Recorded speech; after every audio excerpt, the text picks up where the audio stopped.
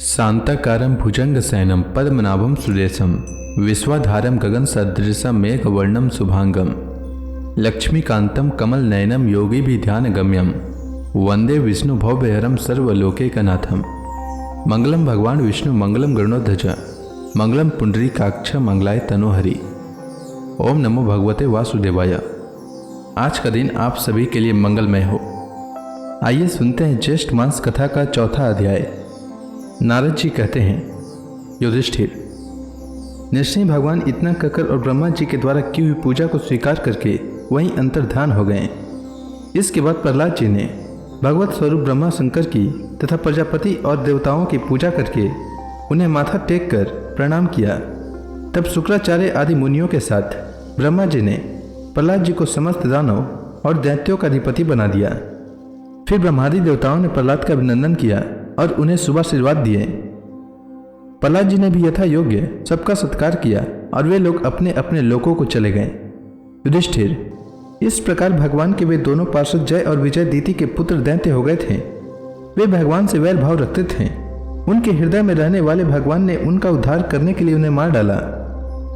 ऋषियों के शाप के कारण उनकी मुक्ति नहीं हुई। वे फिर से कुंभकर्ण और रावण के रूप में राक्षस हुए।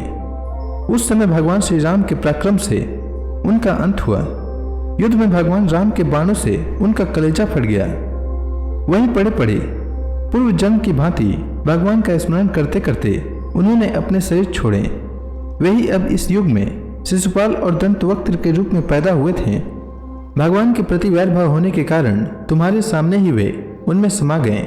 युधिष्ठिर, श्री कृष्ण से शत्रुता रखने वाले सभी राजा अंत समय में श्री कृष्ण के स्मरण से तद्रूप होकर अपने पूर्वकृत पापों से सदा के लिए मुक्त हो गए। जैसे भृंगी के द्वारा पकड़ा हुआ कीड़ा वैसे ही उसका स्वरूप प्राप्त कर लेता है। जिस प्रकार भगवान के प्यारे भक्त अपनी भेदभाव रहित अनन्य भक्ति के द्वारा भगवत स्वरूप को प्राप्त कर लेते हैं, वैसे ही शिशुपाल आदि नरपति भी भगवान के वैर भाव जनित अनन्य चिंतन से भगवान के सारूप्य को प्राप्त हो गए। युधिष्ठिर, तुमने मुझसे पूछा था कि भगवान से द्वेष करने वाले शिशुपाल आदि को उनके सारूप्य की प्राप्ति कैसे हुई। उसका उत्तर मैंने तुम्हें दे दिया। ब्रह्मांड देव परमात्मा श्री कृष्ण का यह परम पवित्र अवतार चरित्र है। इसमें हिरण्याक्ष और हिरण्यकशिपु इन दोनों दैत्यों के वध का वर्णन है। इस प्रसंग में भगवान के परम भक्त प्रहलाद का चरित्र भक्ति, ज्ञान, वैराग्य एवं संसार की सृष्टि, स्थिति और प्रलय के स्वामी श्री हरि के यथार्थ स्वरूप तथा उनके दिव्य गुण एवं लीलाओं का वर्णन है।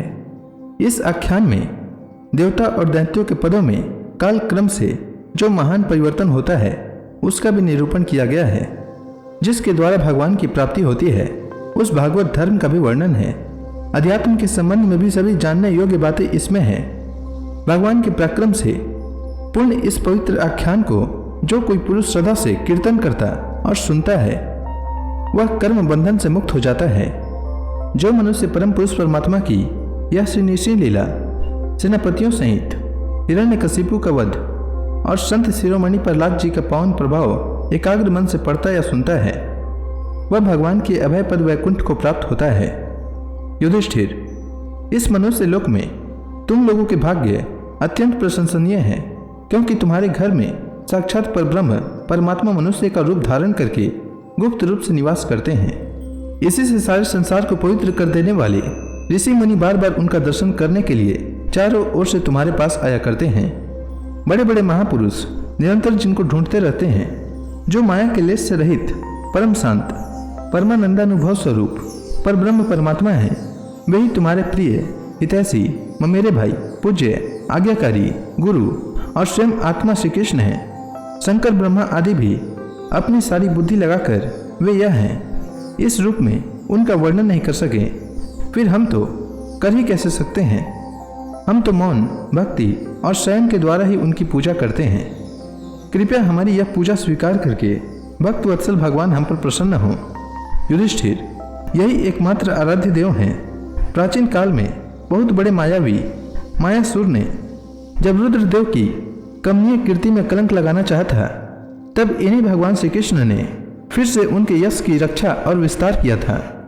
राजा युधिष्ठिर ने पूछा, नारद जी, मैं दानव किस कार्य में जगदीश्वर रुद्रदेव का यश नष्ट करना चाहता था और भगवान श्री कृष्ण ने किस प्रकार उनके यश की रक्षा की, आप कृपा करके बतलाइए। नारद जी ने कहा, एक बार इन्हीं भगवान श्री कृष्ण से शक्ति प्राप्त करके देवताओं ने युद्ध में असुरों को जीत लिया था। उस समय सब के सब असुर मायावियों के परम गुरु मैं दानों की शरण में गए। शक्तिशाली मायासुर ने सोने, चांदी और लोहे के 3 विमान बना दिए। वे विमान क्या थे? 3 पुर ही थे। वे इतने विलक्षण थे कि उनका आना जाना जान नहीं पड़ता था। उनमें अपरिमित सामग्रियां भरी हुई थी।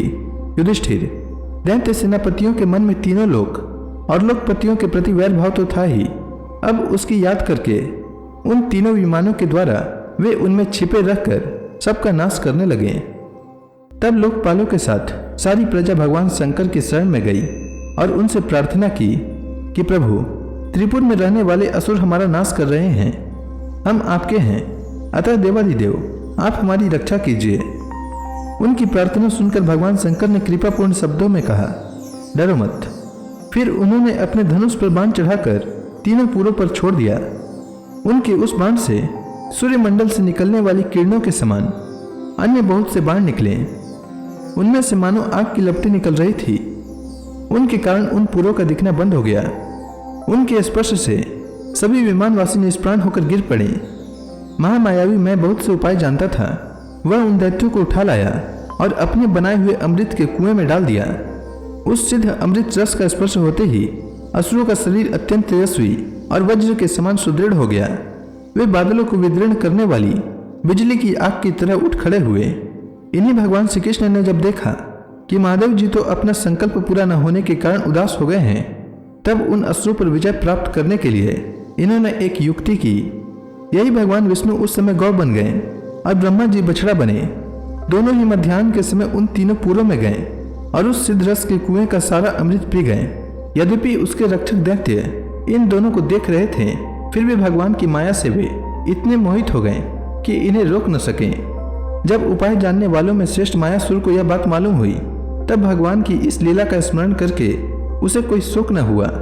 शोक करने वाले अमृत राक्षसों से उसने कहा, भाई, देवता, असुर, मनुष्य अथवा कोई भी प्राणी अपने पराये अथवा दोनों के लिए जो प्रारब्ध का विधान है उसे मिटा नहीं सकता। जो होना था हो गया, शोक करके क्या करना है। इसके बाद भगवान श्री कृष्ण ने अपनी शक्तियों के द्वारा भगवान शंकर की युद्ध की सामग्री तैयार की।